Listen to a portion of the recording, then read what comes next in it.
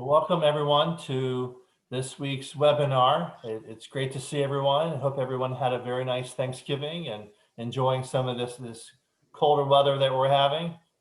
It's kind of a refreshing out there. I have two dogs, and so I have to walk them early in the morning, and it was a little cold yesterday and today, but that's okay. So if you don't know who I am, I'm Bruce Rosenblatt. I own Senior Housing Solutions, and I'm a senior housing expert. I help people find senior housing in Southwest Florida. And so I've been doing this for over 30 years. I've been in this area for 28 of those. I formed my company 12 years ago. And as well as being a senior housing advisor, I try to be a resource for people. And being a resource, doing these webinars that I think many of you all have attended, I try to, provide different services or different resources for people that I think would be helpful to learn more about. Probably about a year and a half ago, I developed an association with John R. Wood, and I've been very impressed with their professionalism and their insight into this market. It's very interesting. In my neighborhood, there's been 3 homes sold within this last month, all by John R. Wood realtors. So if that tells you something, they are a major presence in this area, and they do a great job. I'm very close to all the people, and I've had the pleasure to meet Mike. Mike is the director of market research for John R. Wood, and I know he's been working very hard on today's presentation. We've been talking throughout the week, and he's been up late at night and early mornings working on today's presentation, which is very much appreciated. So Mike, I'm going to turn it over to you and I'll let you share your screen and do what you got to do. But Mike, it's great having you part of this, and really appreciate you sharing what you know. Thank you, Bruce, and good morning, everyone. Thank you for attending and for allowing us virtually into your homes this morning. Give me just a moment to sort of juggle screens around here and get it so you can see mine. It's going to take me just a second to do that. And I'm going to bring up my presentation here. Okay, hopefully everybody can see a screen. The John R. Wood logo that says Southwest Florida real estate market. Can someone just give me the thumbs up? Or I see some head shaking. Thank you very much. It wouldn't be the first time I've done a presentation and gotten a few minutes into it for someone to say, wait a minute, we can't see anything. So thanks for confirming. As Bruce mentioned, I'm the director of market research, also the assistant manager at John R. Wood Properties here in Naples. As you might know, we have offices from Marco all the way up to Cape Coral. So we'll talk a little bit about that at the end. Mike, you may want to talk up a little bit. Okay, thank you, Bruce. Thank you. Let's talk about where we are in the market, how it's evolved, how we've gotten to where we are, and what does that mean now? It's been, as the person who watches the numbers, that's not always exciting. Things don't always change very dramatically from month to month until this year. At the onset of the year, prior to COVID-19 being such a, just a known thing, the market was starting off strong, not unlike any other year, and it was moving upwards. It was starting off on the right foot, and then COVID-19 hit, lots of uncertainty. All of a sudden we are with stay-at-home orders, and now the market is changing very dramatically, which for me, as the person who watches the numbers, was very interesting. So, we generally pull numbers once a month. I started pulling them once a week because it was changing so rapidly, and we're going to get into that in just a second. Let me move on to the first slide, and let's talk about where we are now. And when I say where we are now, I measure that by where we are now compared to where we were at the same time last year. So this is generally how we measure it. Know that I also look back 4 or 5 years at a time to look for anomalies. And if I find those, I announce them. But for the sake of this presentation, we're just going to look at this year versus last year. Let me summarize for you. The past several years have been very steady, very strong. The market has been slowly growing each year, nice healthy pace. By the way, it is not and has not been doing what it did prior to the crash of 2007 and 8. Okay, so those dynamics are not existent right now. It's grown at a very healthy pace. It's primarily end users who are doing the purchasing, not so much investors. So we're not in any sort of bubble. I just want to assure you of that. So back to the numbers here. We're going to first look at closed sales year to date through November. So what I'm going to show you here is simply a comparison via a percentage of closed sales. So year to date, we are 12% ahead of last year in the number of closed sales. This is for Southwest Florida, by the way, and different people might define Southwest Florida in different ways. For us, that's our market areas. So that's from the south, starting at Marco Island, northwards up to and including Cape Coral, Sanibel, Captiva. And pretty much all of the markets in between. So this is a good comprehensive look at Southwest Florida. So sales up 12%. Let's talk about new listings. So what new listings are, homes coming onto the market, entering the market for sale. What has happened there? New listings are down. So we're seeing more sales and fewer listings. So when that happens, that's got to do what? It's got to affect inventory, or what we call supply, the number of homes currently on the market. Where do we stand there? So this is year over year listing inventory comparison as of October 31st. Let me show you that. The number of homes on the market compared to 12 months prior, down 30%. This is significant. This is something we've not seen this kind of drop in memory. It just is unprecedented. Is it a good thing or a bad thing? I think it depends a little bit on what you're looking to do. If you're a seller, it's probably a good thing because you don't have a lot of competition.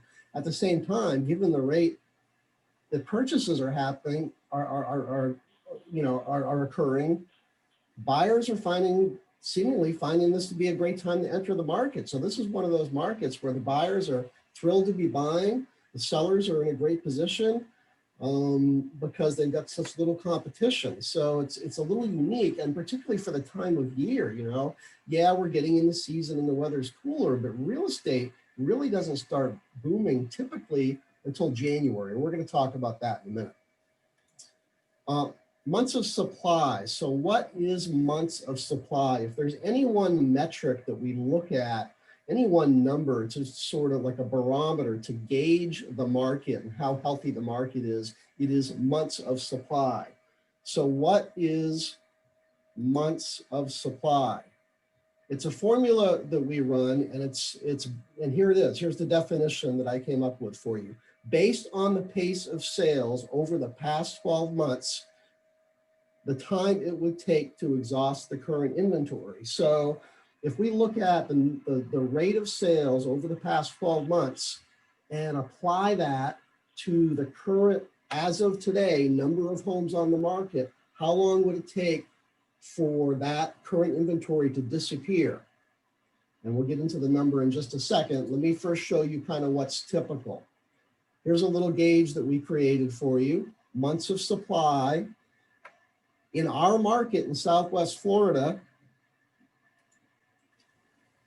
between 6 and 12 months is considered a balanced market. Now, why is it a range? Depends a little bit on your market segment.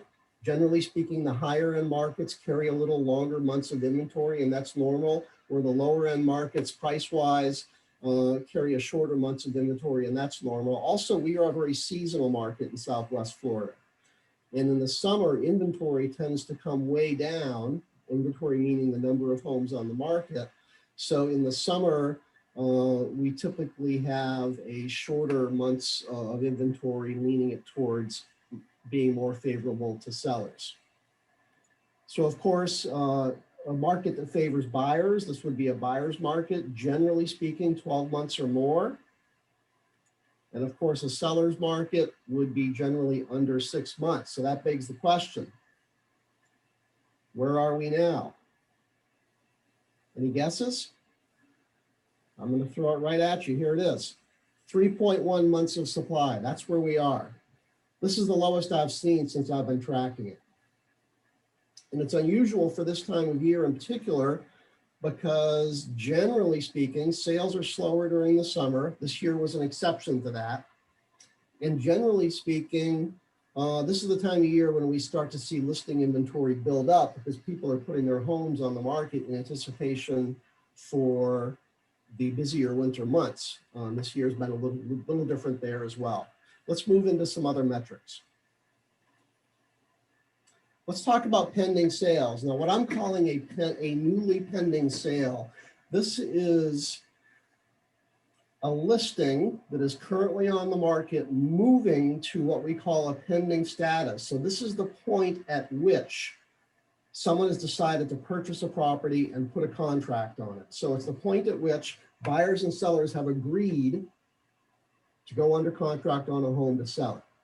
And I think this is an important metric because this is what I call a leading edge indicator. This is what's happening at that moment based on the mood of buyers and sellers, the economy, weather, everything else. And what I've done here is I've broken it out into these 3 ranges. This is a lot of what I've been looking at this year. January, February, this is prior to COVID being really in the news.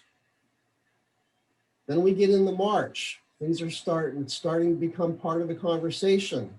And by April, we're seeing stay-at-home advisories and travel restrictions. Starting in mid-May, and I identified May 11th as if I had to pinpoint a date as the date, we seem to somehow all of a sudden get past that. And I'm going to show you what that looks like visually here. So let's talk about that pre-COVID time period. So newly pending sales, January through February, were up 25% compared to the prior year. So as I mentioned earlier, the market was off to a really strong start, really strong footing at the beginning of the year. You know, we've been seeing, generally speaking, for the past few years, year-over-year increases, but this was more significant, more consistent than we've seen. Really looking good. Let's now talk about that period when things slowed down. So again, these are newly pending sales. These are people writing contracts on properties and then going under contract. Here's what happened from very early March into early mid-May, down 36% compared to the prior year. And this is usually, even into May, this is usually an incredibly busy time of year. The season, we have a season for people writing offers. Generally speaking, it's January into about May. So this is still what is part of that normal, really busy peak time period. How about afterwards? Look at the rebound. So here we are from May 11th through November, newly pending sales up 47%. So we started the year off up 25%, had this slowdown, and then look where we are now. Let me show you that in a different format. So I mentioned earlier that this year, given how things were changing, I started tracking some things by week.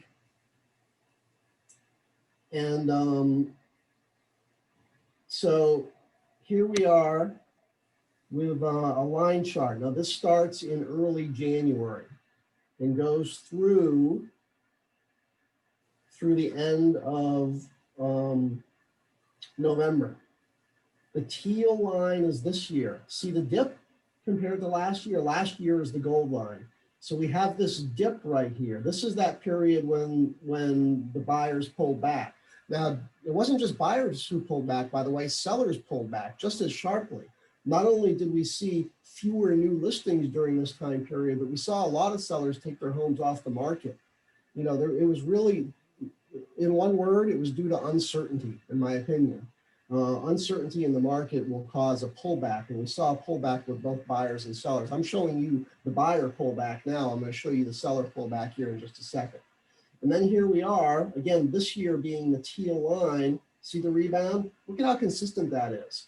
It's not just an occasional big bump driving the numbers. Slow and steady, we like that. Now don't worry that it drops off here. Look, it dropped off last year too. Typically with a big holiday like Thanksgiving or Christmas, you tend to see fewer people putting homes under contract. So don't worry about that little drop. And you'll see here, there's some anomalies anyway. You're just gonna have that.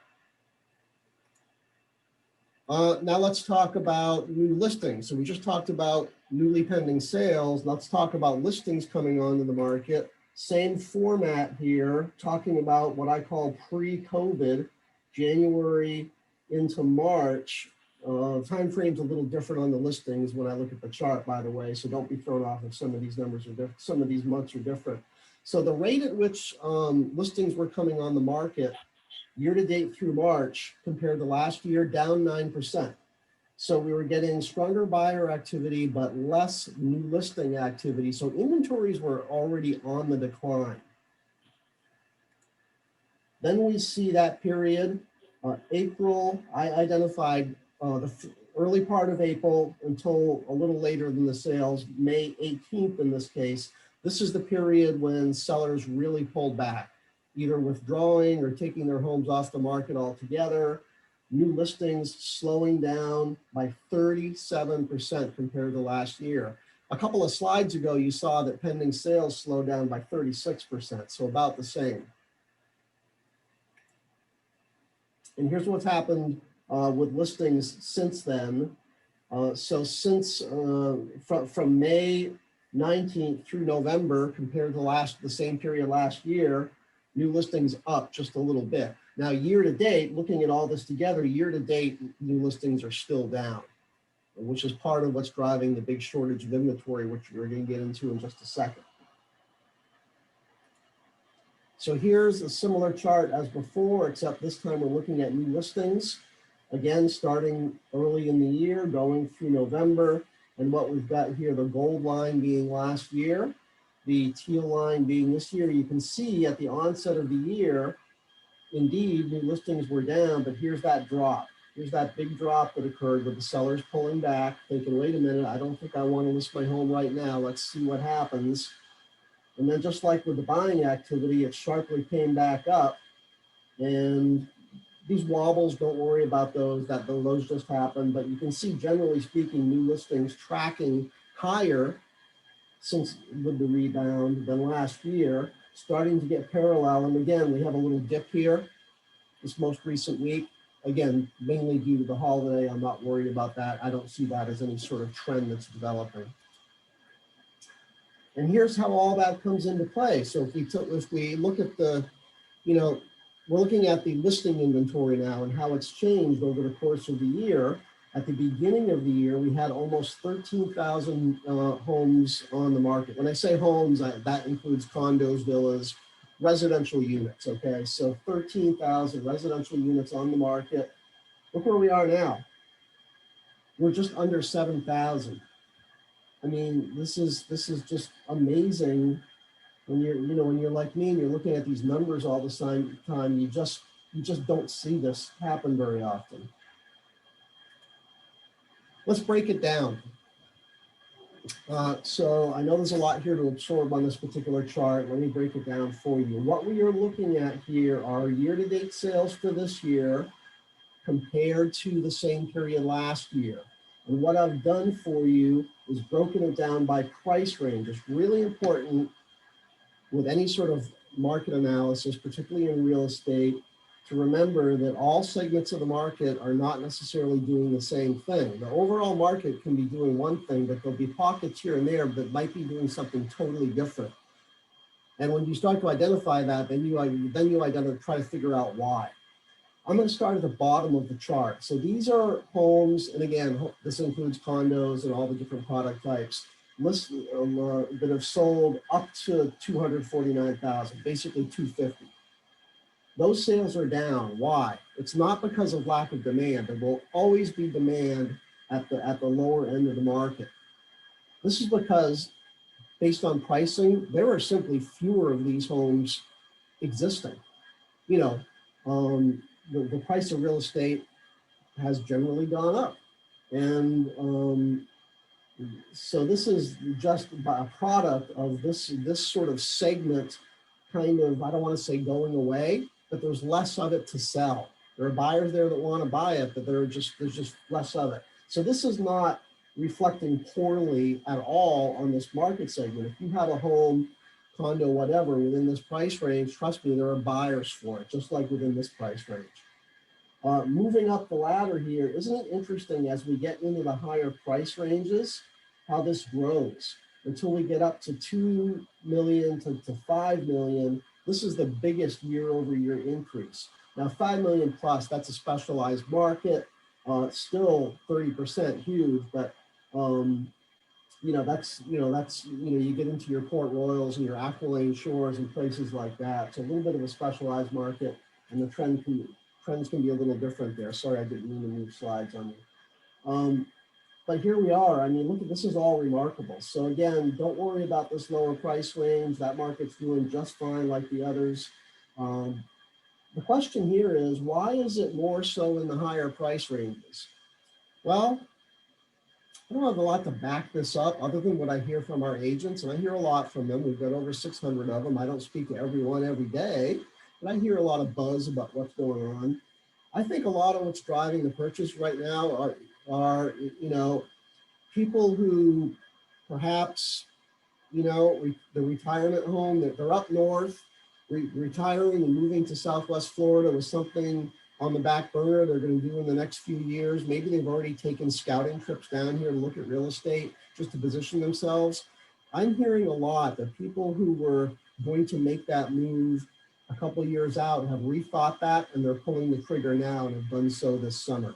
I'm hearing, that's just what I'm hearing. Again, I've got no data to back this up because nobody's tracking this stuff, but that's what I'm hearing from agents. That's a lot of the driving force.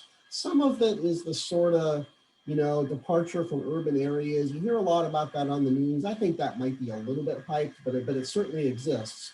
People, in fear of being in heavily populated areas with this whole virus thing. But I don't know that I've got no numbers to back that up. So I think a lot of this is people, and so why is it in the higher price ranges? Well, I think the affluent have got a lot more flexibility, right?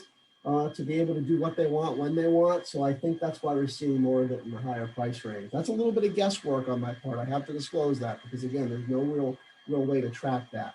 Next slide. So these are year-over-year inventory changes. And once again, when I'm talking inventory, that's the number of homes currently on the market this year compared to the same time last year. And you'll see these are all in the negative. So there are, looking at the lowest price ranges this year as of October 31st, 17% fewer homes on the market in the up to 250 range. Big drop here in the 250 to 500 range. That's another price range that, do we have plenty to sell in that? We got enough, sure, but we're just seeing less of it. And then, all of these price ranges really pretty steep inventory declines year over year. A little less so in the 5 million plus, but again, very specialized market.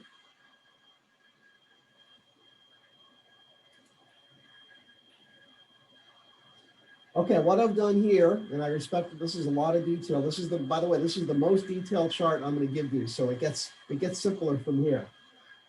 This is the same as the previous chart, except I've broken it out single family versus condo. When I say single family, these are detached units, standalone dwellings, not attached to any others. When I say condos, I'm sort of generalizing. This is anything that's attached to another unit. It could be an attached villa. We don't have a lot of those, so including those in this doesn't really sway things that much. But that's how, to keep this simple and not have 3 or 4 or 5 categories, I should really say attached, or rather detached for single family and attached for condos. But single family and condos, here we are. You will see here that we're seeing straight across the board declines with a couple of exceptions. We're seeing some very modest increases in inventory in condos, starting at the 750 to million price bracket, a little more so as we go upwards. Not sure why we have an anomaly here. Why might that be the case? I think when we're looking in Naples at condos and we get above about 750, we're probably talking about a high rise or a mid rise. And I think with COVID being a concern, there probably was more of a pullback by buyers for those units. Additionally, in a lot of our neighborhoods, in Park Shore, a lot of those buildings, and in Bay Colony, and all these places where these higher end unit, high-rise units exist, a lot of associations really locked down those buildings. They were not allowing showings to occur, period, for a couple months and more in some of these buildings. And that clearly would have impacted sales. So if those sales slowed down, then the inventory is likely to grow. And these are not by huge margins here.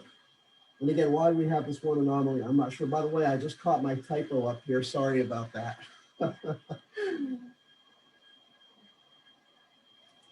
Next slide.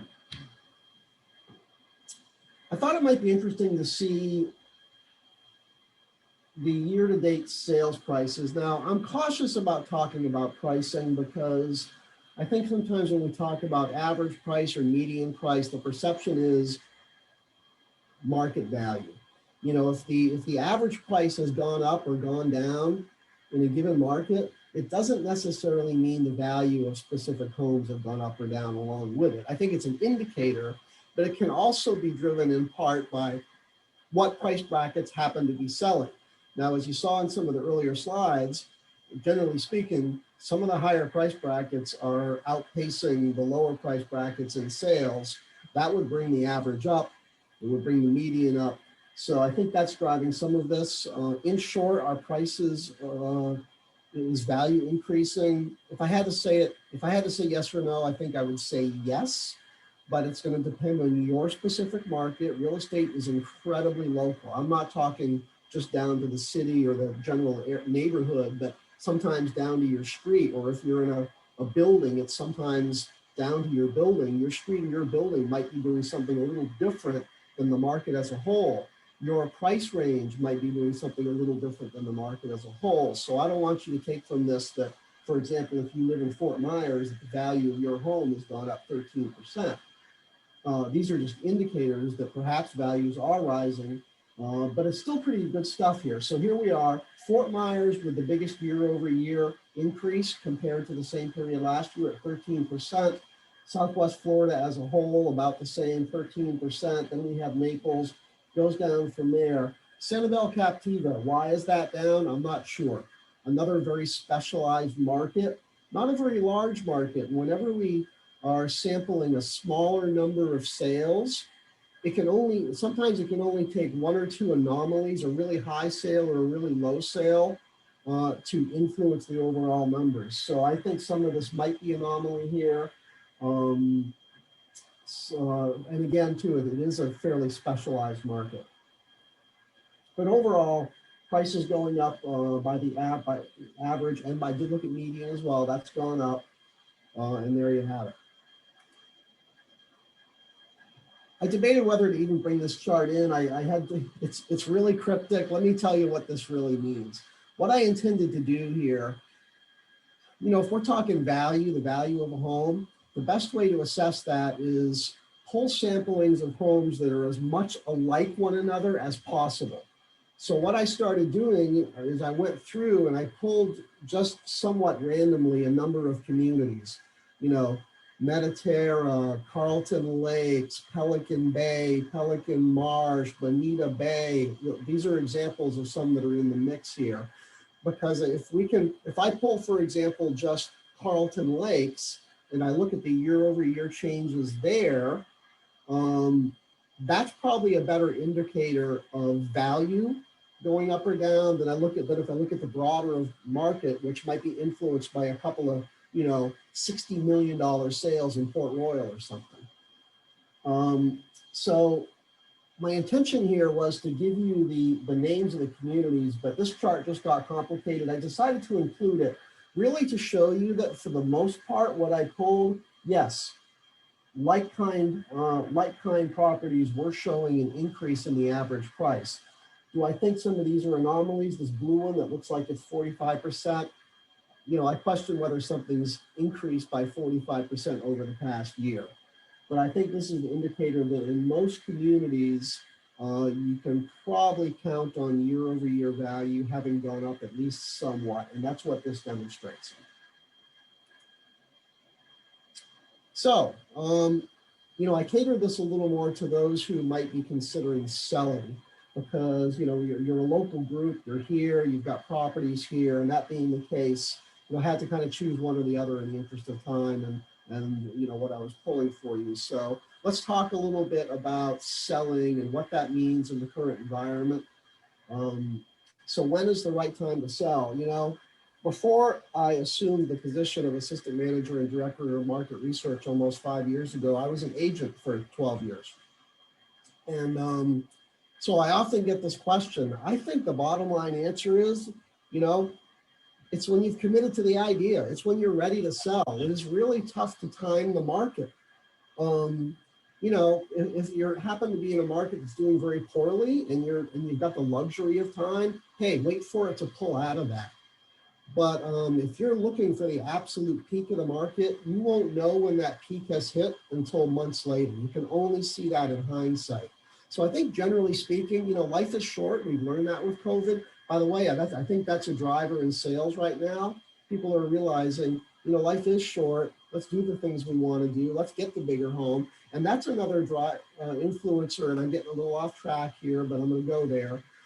I think that's another influencer in what we're seeing in the market in terms of the increasing sales. People are reassessing their situations. They're realizing, if I'm going to be spending more time at home, a bigger backyard might be nice, a view, a pool.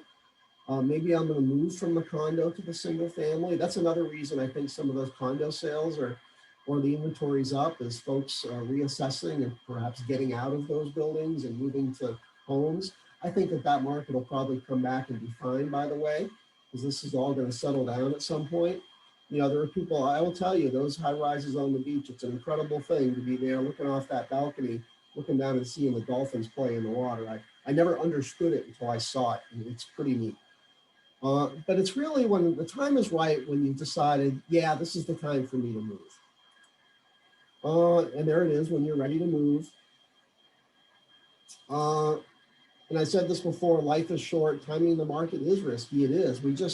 I can't tell you, I can tell you what's going on now, and it feels good that this will, I think it's going to be a good season here, but I just wouldn't dare venture a guess much beyond that. I don't see anything positioned to make this whole thing crash, but we don't know for sure. I don't know how sustainable the current pace is because it's so unusual.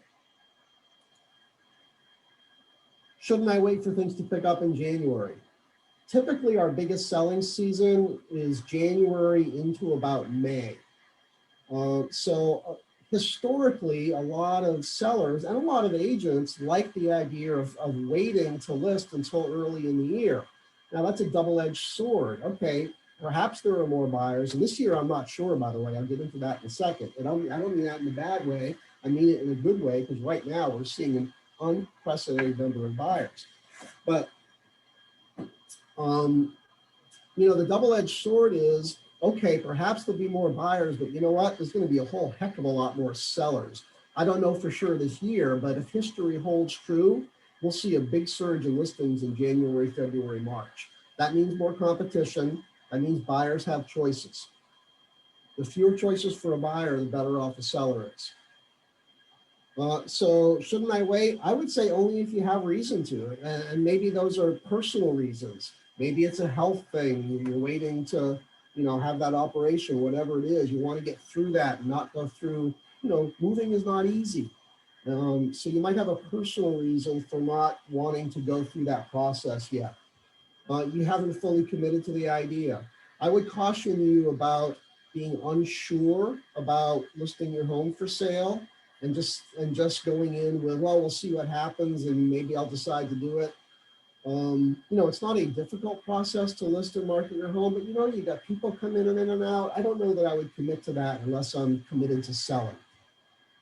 Or you're simply not ready to move, talk with Bruce. I mean, he could talk with you about possible next step and where your next sort of destination might be. Maybe it's, maybe he puts you back in touch with us and you're going to buy another home or something, or maybe he can help you move into some really great senior living. We've got a lot of great facilities here in Southwest Florida, and he can help you with that.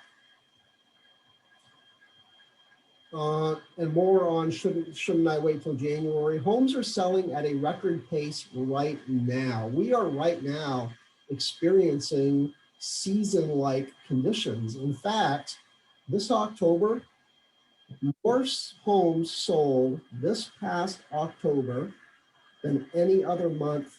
I went back 10 years and I could not find a January or a February or a March or an April or a May that exceeded the number of sales that occurred this October.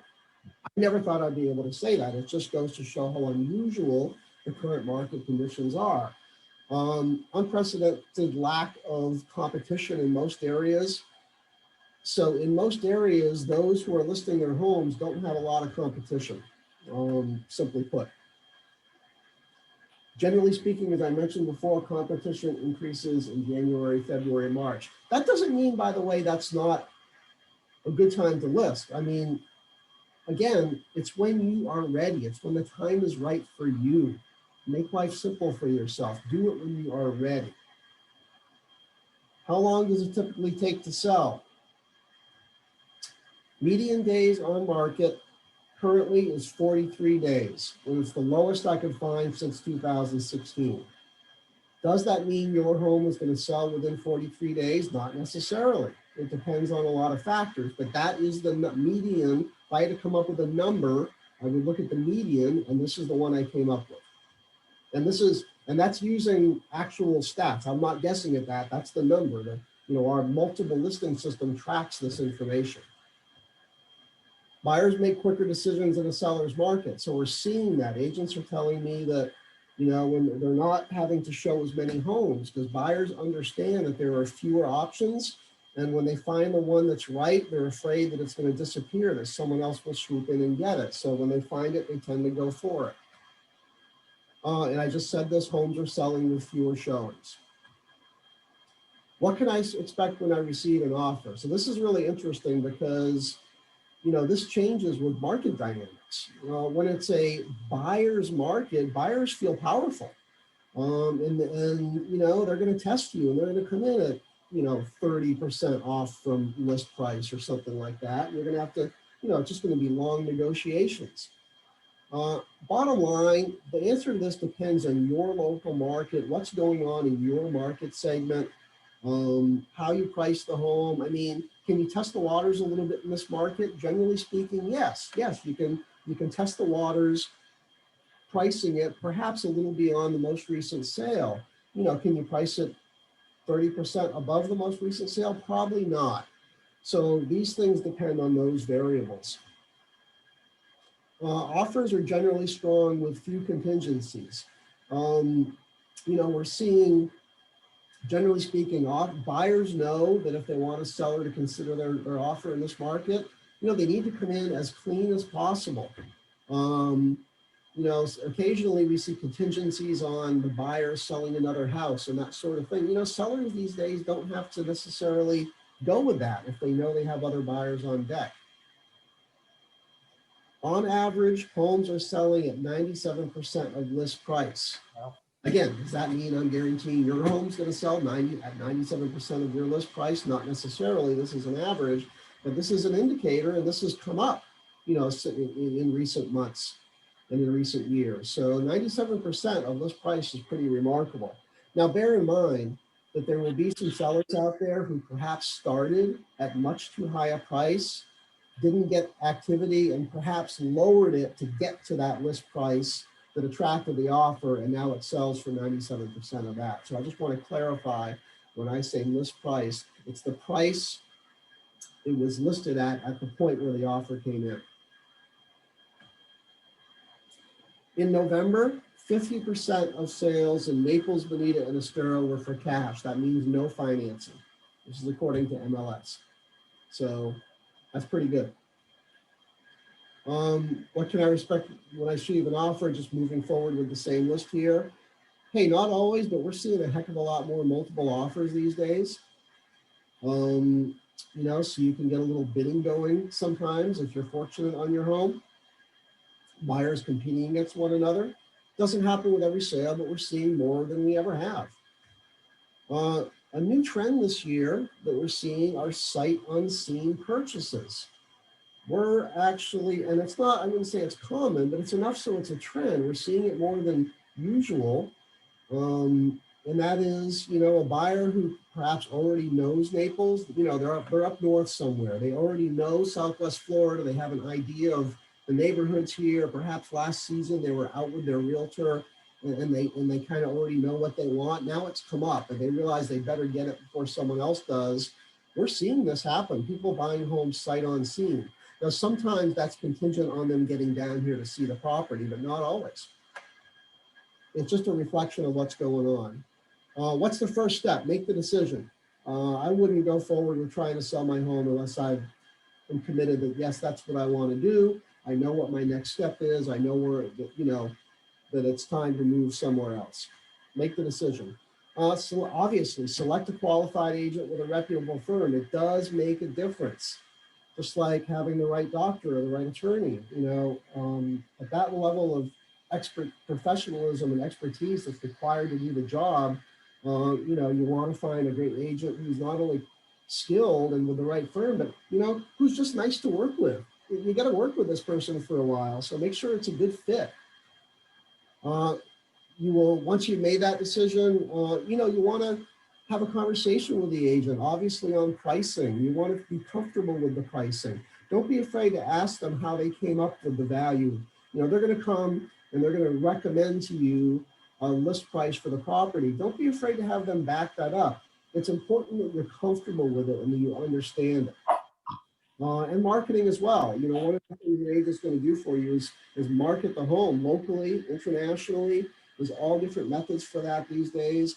The internet has really grown, obviously, in recent decades, but I tell you, with real estate, particularly in the past year with COVID, it has really changed the way we do business. I mean, the photos are that much more important. These virtual tours are that much more important. We do virtual showings now, by the way. So your agent who's listed the property is often showing the home to prospective buyers through their phone or through their iPad, and the buyer's out of town. That's how some of those sight unseen purchases happen.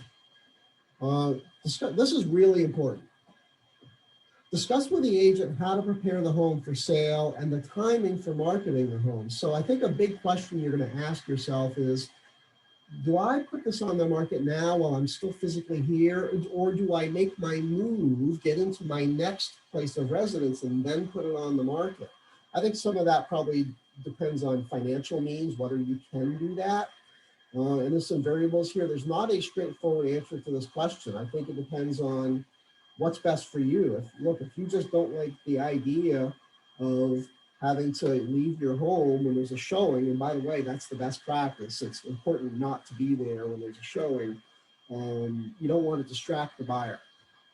You know, if that's something you just can't do, and you have the luxury of being able to move into that next property or that senior living center, you know, that might be a great choice for you. Now the property's vacant. Be prepared. Sometimes when you vacate your home, you realize, boy, I think I need to change the carpet, put some fresh paint. It sometimes will take a little bit of that. You know, you don't necessarily have to fully stage it. It depends. But this is why an agent is important, because they're going to help guide you through these whole steps. And part of their goal is to make it as easy as possible for you. John Underwood Properties, again, that's the firm I've been with for over 15 years now. Let me tell you a little bit about us with respect to selling your home. We were founded in 1958 by John R. Wood. It is still family owned and operated by the Wood family. Phil Wood now, and by the way, John R. Wood is alive and well. He lives right here in Naples. He's the nicest, most humble, sincere person you will ever meet. His son Phil is very much the same way. Phil's daughters, Corey and Nikki, have now stepped in and they're running it as a family. And it's just a wonderful environment, not only for our agents and for our staff, but I think that that sort of goes out into the way our agents handle their customers. We've been the leader in closed sales volume in Southwest Florida for 5 years. We sold 2.4 billion with a B in real estate last year. We have 18 offices from Marco to Cape Coral, over 600 agents. So chances are we've got an agent who knows your neighborhood. We have an international presence through leading real estate companies of the world. You know, we are very local, and local, by the way, is the most important thing in real estate. Is international important? Yes, it is. And I think there's a tendency to think, well, there's a lot more of the rest of the world than there is my little world, so there must be more buyers out there.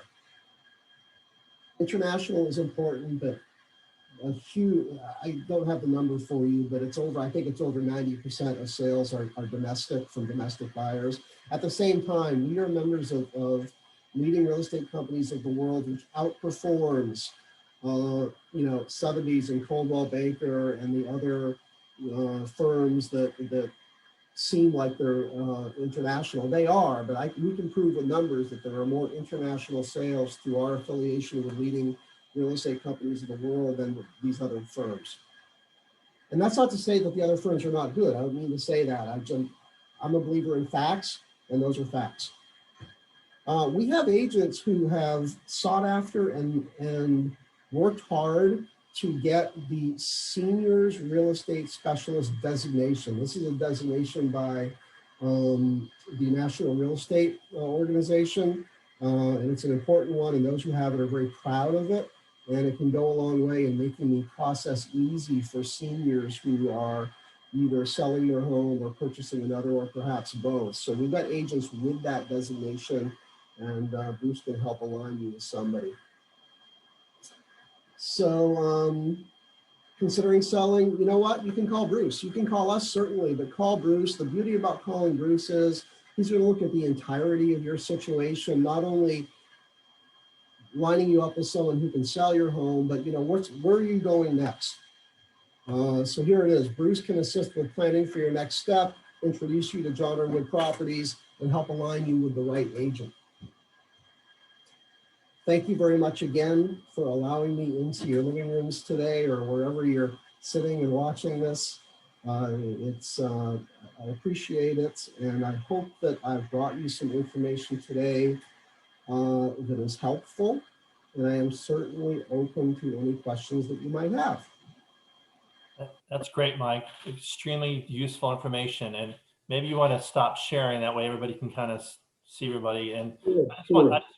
just sort of a point of clarification. So Mike, the data that you presented, that was like all real estate in this area. It wasn't just John R. Wood data. First, thank you for the opportunity. Yes, that is not just John R. Wood sales, although our sales are significant. That is all of the sales recorded in the multiple listing system for Southwest Florida. Now, you might have noticed on a couple of slides, I cited Naples, BONITA, ESTERO. We pull information through all sorts of methods, and I'm not going to bore you with those details, but yes, those are for all brokerages. So that those are all really good indicators of what is going on in the overall market. Great. So if anyone has any questions for Mike, now would be the time.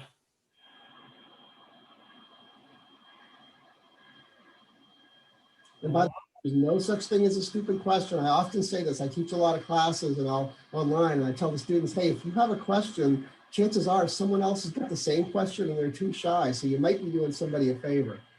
At the same time, I won't hold it against you if you don't have any questions. So it definitely seems that, you know, when you have lower supply and high demand, that's a good thing right now. If you're a seller, no question about it. I mean, this is just, I keep using the word unprecedented. It is. It just is amazing. Again, as the person who watches the number, it's just mind-boggling what's going on. Carol, you want to go? Carol? Hi, yes, just quickly, Mike, thank you so much. You do such a great job at pulling all those numbers. As a John Arwood agent, I just really have so appreciated getting all your reports, including those weekly reports that you started putting out this year. And you presented it in such a clear way today. I mean, it's not easy to understand all those things, but thank you for that. A couple of things I just wanted to mention, if I may, Bruce. Uh, there may be, uh, potential sellers here on the call who are thinking, well, I wouldn't feel safe putting my home on the market during COVID, because that's, a real concern for people. And as Mike said, some people have the luxury of going ahead and moving on to their next home before they list. But if they don't, it's important to know that I can't speak for all companies, but I know that John R. Wood has very strict recommendations. I mean, before we as agents bring a buyer into a home, we need to ask them questions about, have they traveled recently? Have they been exposed to COVID? The kinds of questions that you get when you go to the doctor's office. Everybody who comes into the house has to wear a mask. And then if we're the list agent for the property, if we're working for the seller, when people leave, we go through the home and wipe down with, sanitary wipes and everything just to make sure. So people are trying to be very protective of sellers in this environment. And the second thing is there may be sellers on this call or potential sellers who are thinking, well, gee, we're still up north. We couldn't possibly get our house ready to put on the market, before we get down there, and we don't know when we're going to get down there. Well, this year already, I've had 3 sellers, one in Virginia, one in England, and one in Asia, who were not coming back, but wanted us to list their property, and we were able to work with stagers, movers, different service providers in order to be able to get the homes ready to go on the market without the seller ever having to come back to Naples. So I just wanted to say that's a possibility if that's something somebody's thinking about. Thanks, Carol.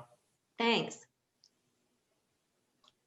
Anyone else? I would think that the fact that a lot of the Canadians haven't been able to come down here is sort of an issue right now.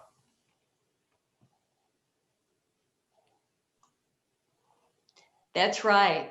I think we're probably, I don't know, it'll depend, but we may see more Canadians put their homes on the market in the next few months, just simply because it is too difficult for them to get here. Well, we'll see. Sue, you had a question? Yes, just a quick question. And thanks again. I really enjoyed all the information. When you were talking about the median days on the market being 43, how does that change depending on what the selling price of the home is? Aren't some of them longer than others? Yeah, that's an interesting question. The fact is, I didn't break it down, so the honest answer at the moment is I don't know. A driver, I think if we look back at the slide that talked about inventory changes and the rate of sales and those things between the price ranges, that would sort of tell us. I mean, clearly, the more the market is thriving, very likely the lower the median days on market is. So I'd have to break it down, and I'm happy to get those numbers, but I just don't have them off the top of my head. Okay, thank you. Welcome.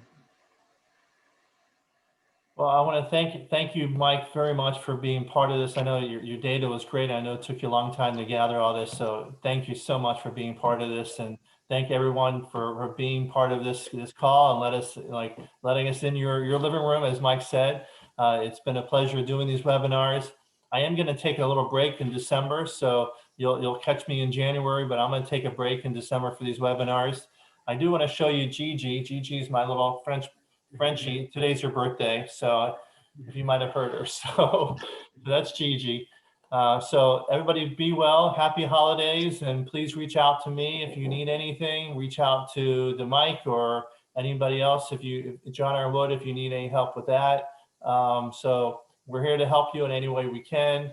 It's been a pleasure, and we'll catch you soon. Thanks, Bruce. Thank you.